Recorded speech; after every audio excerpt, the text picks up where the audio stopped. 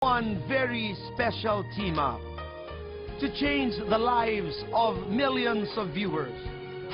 At sa kanilang pagbabalik, braver, bolder, fiercer version nila ang ating mapapanood. John Lloyd Cruz at Sarah Geronimo. The secret behind their successful love team, isisiwalat. The Buzz Exclusives. Taong 2008. Nakilala natin sina Miggy at Laida sa pelikulang A Very Special Love na agad humuli sa kiliti ng mga manonood. Lock the door. Sir, wag po. Lock the door when you leave. Kala ko ano, sir eh. Nang sumunod na taon, nagpatuloy ang kanilang kwento sa You Changed My Life, kung saan lalo silang minahal ng buong bayan. Huwag mo akong sasanayin sa ganito, baka mamaya hanap-hanapin ko na to. Di masanay ka. Wala naman akong balak itigil. At ngayon, matapos ang 4 na taong paghihintay, sila'y nagbabalik para muling paibigin ang lahat sa It Takes a Man and a Woman. Ay! Close the door.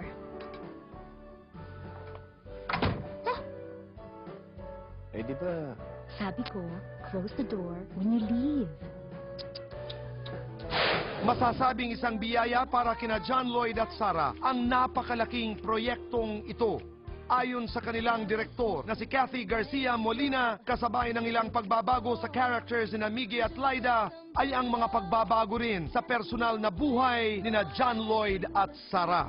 Nakatulong daw ang pagmamature at past experiences ng dalawa sa loob ng 4 na taon para mabigyan ng hustisya ang characters ni Miggy at Laida na ibang-iba na sa naunang 2 pelikulang ating napanood.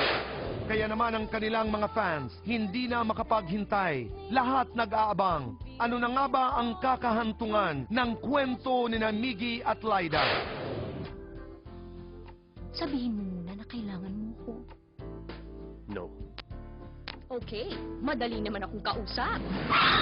Okay, I need you, Laida! Okay na ba yun? Okay. Kakaibang Laida!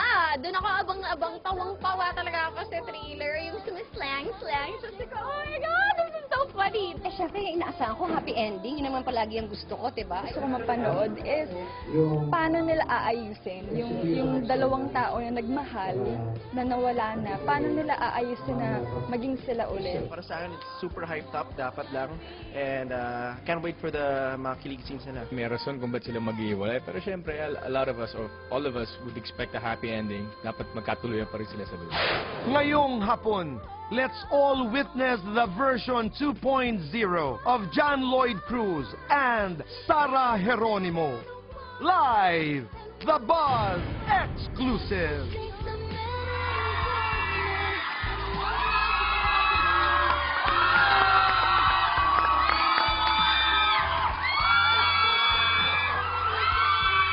Thank you, guys! Mga kaibigan, habang inaantay po natin si John Lloyd Cruz at saka si Sarah Geronimo, kakausapin ho muna natin si Miggy at saka si Laida.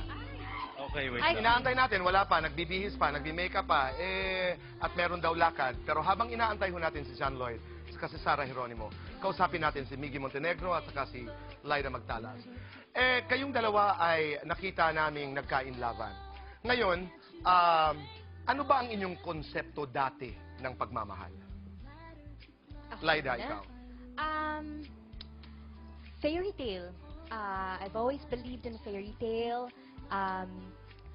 Dapat laging happy ending. Dapat laging happy moments na ang pinagsasaluhan namin. Yan ang iyong konsepto. Ikaw, Miggy, but would you want me to close the door? Not yet. Not yet. Not yet. Okay. All right. Miggy, ikaw, konsepto ng Ako naman, pagmamahal. I told her from the very beginning na, you know, mahirap ako mahalin, Laida. So, I'm a work in progress. So, kung talagang desidido ka and... Kung talagang desidido ka... Natatawa. Ba't ka natatawa? Decidido ako. Si Laida, desidido raw. Okay, kung desidido ka, Miggy, Desidido ka, then, sige, let's give it a try. give Pero, it a try. okay, naghiwalay. Nakita namin yan, inyong mga kaibigan at ang sambayanang Pilipino. How painful was that, and how did you move on from that breakup? Ikaw, Laida, Ako. Miggy. One. You know, I was abroad when You were abroad? when he cheated on me. Okay. Yeah, he cheated on Oh, me. so nasa part 3 na tayo? Nandun na. Yeah. Okay. Ako ay bumalik ng Pilipinas para makasama po siya, Tito Boy. Mhm. Pero Okay. yun ang nakita ko. Yun ang nakita Gaano ko. kasakit yun? Hindi ko ho ine-expect na magagawa sa akin yan ng isang Miggy Montenegro. Yun Bakit lang. mo ginawa yun, Miggy? Nasaan ka? Nung kailangan kita. Diba? Laida, mabigat yung tanong na yan. Nasaan ka nung kailangan ka niya? Kung ano man ang rason mo, nangailangan ako and I needed you. Hey, I was working for us, for our future. Oh my goodness. Oh my goodness.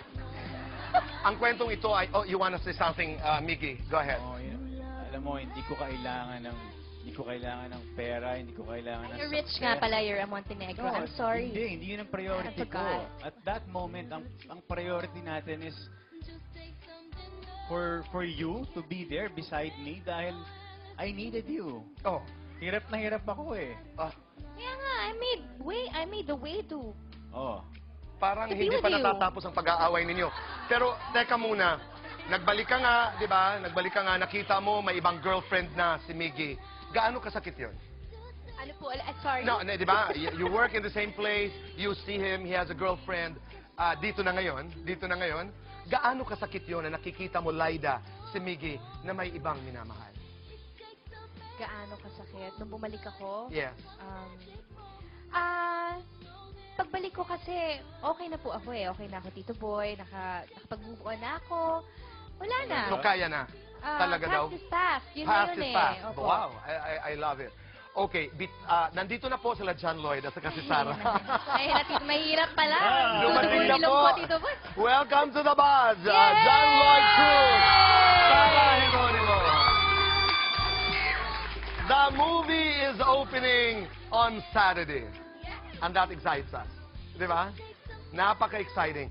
Ayoko pong itanong kung paano sila magkakainlaban muli. Ayokong itanong kung saan papunta ang pagmamahalang ito. Dahil katulad niyo pong lahat, ako'y excited. Kanina nga nung sinabi ni Sarah yung close the door, ako'y napatiliho. Ako'y napasigaw. Oo. You are excited, of course. Super, very Very much. much. We are very excited. Marami talaga ang mga taong fans. Inamigya sa kanila, Laida. You know, Tito Boy, on a very personal level, no, talagang, you know, when you do a movie, di ba, parang trabaho yan eh. And then after the movie, you have to promote.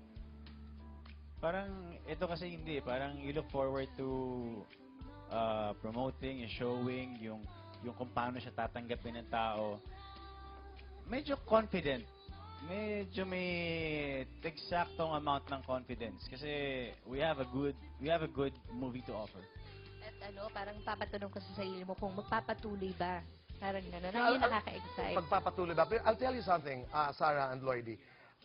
May mga naging usap-usapan kasi dati na parang, this is gonna be the last installment. I'm sorry, I don't believe. No, totoo yun. Bilang isang tagahanga, hindi po ako naniniwala dahil naging bahagi na ng buhay ho natin si Laida at saka si Miggy. Papayag lang ako pagka French kiss. At alam kong tuloy-tuloy po ito. French bread. Mahilig ako sa French bread. At marami pa tayong aabangan. Imbitahan nyo ang sambayanan. We're just really so excited. Go ahead, Lloydie. Oh, sorry. It takes a man and a woman, also known as the part 3. Palabas na po kami on March 30. Of course, this is under the direction of the one and the only Cathy Garcia Molina and written for screen by Carmi Raimundo. And mamaya po, sa Glorieta, andyan po kami at 6 p.m. Yes, sa lahat po ng nagmamahal kina Miggy at Laida, kayo po ang dahilan kung bakit nagpatuloy ang kanilang love story. Kaya maraming salamat po. Ito po ay regalo po namin para sa inyo. Sana po maibigan ninyo. Tsaka wala kaming, nakakalungkot nga, wala kaming premiere night. Oo. Dahil naton tayo sa... nataon tayo sa Holy Semana Week Santa, eh. right. Oo. So Okay. paggalang na lang din. Pero daanin na lang natin sa block screening para masaya. At saka sigurado tayong mataghanga ni Lyda at saka ni Miggy na sulit po ito mga kaibigan. Black Saturday. At traditionally kasi ito'y pagkatapos magsimba, pagkatapos bumisita at gampanan ng ating mga responsibilidad bilang mga Kristiyano, kadalasan ang pamilya lumalabas. Traditionally, lumalabas ang mga pamilya. Kaya inaasahan namin na sana'y samahan niyo po si John Lloyd at Sarah sa pelikulang ito. Yeah. Mag-aantay po si Lyda at si Miggy And sa lahat Tito ng mga Boy, sinihan. if I may, no, I just want to thank yung support cast namin, sila Gio, si Joros, Matet. si Matet, si Derek Ruel.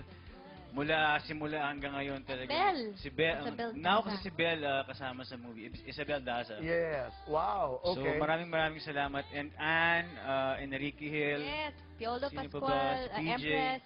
Maraming salamat sa inyong pag-iintay din. Thank you. Nangangahulugan lamang na hindi lamang kami mga tagahanga, pati mga artista po ay talagang tagahanga ni Miggy at sa kanila. Kahit naman po ako. Binabasa ko pa lang yung script nagre-react na ako, kinikilig na Iba, ako. no? Or, Iba. Tsaka Yeah. yung, di ba last week I was here and Right. I got a little That's right. bit emotional. Kasi kakatapos lang namin noon and gusto ko lang ipaliwanag very quickly. Ang hirap lang kasing bumitaw because ito yung characters na nag-exist sa mundo namin, sa mundo ko, for the past several years. And it's not easy saying goodbye. That's No? So, yun lang naman po yun. Hindi po ako aalis ng showbiz. Hindi po wala pong matatapos. I just wanted to explain kung bakit ako naging emotional. Naunawa namin yan. Thank you. For the, Maraming salamat sa inyong dalawa. All the best, mga kaibigan. Saturday na po, It Takes a Man and a Woman. Suportahan po natin under Star Cinema. and Viva Viva Film. Films. And Viva Films, directed by, as you would say, the one and the only, direct Yeah. Kathy Garcia. Next time, baka gumawa kami sa Seiko. Okay. Meron pa ba? Sasamahan pa rin namin kayo, Miggy at Lyda. Mga kaibigan, huwag po kayong aalis dahil magbabalik pa po ang